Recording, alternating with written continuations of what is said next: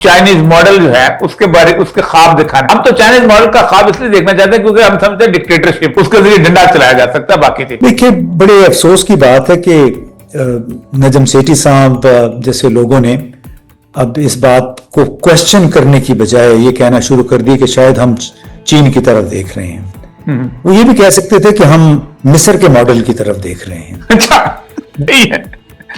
वहां भी एक जनरल सीसी हैं, वो मुतलकुल अनान इस वक्त इख्तियार उनको हासिल है, खारजा दाखिला तमाम पॉलिसियां उनके नीचे हैं, अपोजिशन का नामो निशान नहीं है, जो लोग बोलते थे उनको अंदर कर दिया है, प्रेस की आज़ादी नहीं है उसके और वहां पे बड़े शदीद नौयत के इक्तिसादी मसाइल, आम आदमी की जिंदगी अच्छी नहीं है मिस्र में।